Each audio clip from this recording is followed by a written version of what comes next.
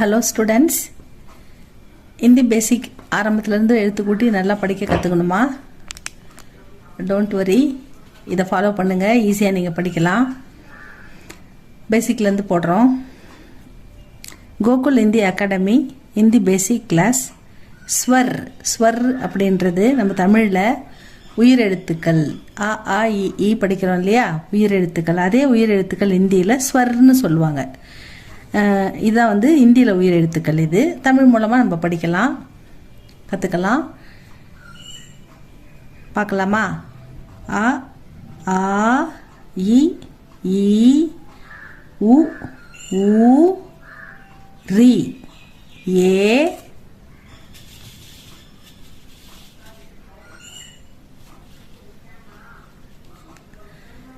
ஐ ஓ ஔ அம் அஹ. அவ்வளோதான் ஸ்டூடெண்ட்ஸ். இதில் என்ன எப்படி பார்க்கணுன்னா, பேசிக்லேருந்து குழந்தைங்க எழுத போகிறாங்கன்னு வச்சுக்கோங்க. அப்போ என்ன செய்யணும், நம்ம இதை எழுதி கொடுக்கும்போது அவங்களுக்கு நோட்டில் இந்த கேப் இருக்குது பாருங்கள், ஆக்கு பக்கத்தில் இந்த கேப் கண்டிப்பாக இருக்கணும். பசங்க வந்து இப்படி போட்டுட்டு ஃபுல்லாக போட்டுருவாங்க. அது போடக்கூடாது, இப்படி கேப் விட்டு போடணும்னு சொல்லி தரணும்.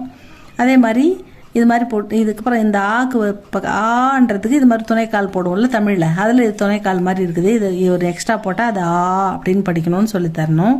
ஆ ஆ ஈ வந்து மேலே ஒரு சின்ன குறி இப்படி போட்டாக்கா அது ஈ அப்படின்னு சொல்லி தரணும். ஊ வந்து எந்த குறியும் வராமல் வரும். ஊ வந்து ஒரு சின்ன குறி வரும். இது ஊ, இது ஊ. இது ரீ நிறைய வாட்டி எழுதி பார்க்கணும். ரீ ஏ ஏ தமிழில் அது கிடையாது, ஏ மட்டும்தான். ஏல ஒரு சின்ன கோடு போட்டால் மேலே அது வந்து ஐ அப்படின்னு படிக்கணும். ஆ போட்டு ஒரு கீழே ஒரு கோடு மேலே ஒரு கோடு போட்டால் அது ஓன்னு படிக்கணும். அதே ஆ போட்டு கீழே ஒரு கோடு மேலே 2 கோடு போட்டால் அது அவுன்னு படிக்கணும். ஏன்னா ஏ அப்படி கிடையாது, ஓ அது கிடையாது, ஒரு ஏ அதோட ஐ ஓ அது மட்டும்தான். ஔ அம்மக. ஆ போட்டு மேலே புள்ளி வச்சா அம்முன்னு படிக்கணும். ஆ போட்டு சைடில் புள்ளி வச்சா அகன்னு படிக்கணும். அவ்வளோதான். இதை படிக்கும்போது அ ஆ இ உ ஊ ரி ஏ ஐ ஓ ஔ அம்மக அப்படின்னு படிச்சுட்டு இது மாதிரி டெய்லி படித்து பார்த்துட்டு பசங்களுக்கு வந்து ஒரு பாட்டு பாடுற மாதிரி ஈஸியாக அ ஆ இ உ ஊ ரி ஏ ஐ ஓ ஔ அம்மக அப்படின்னு ஃப்ளூயண்ட்டாக அவங்க சொல்கிற வர வரைக்கும் திரும்ப இதை வந்து படிச்சுக்கிட்டே இருக்கணும்.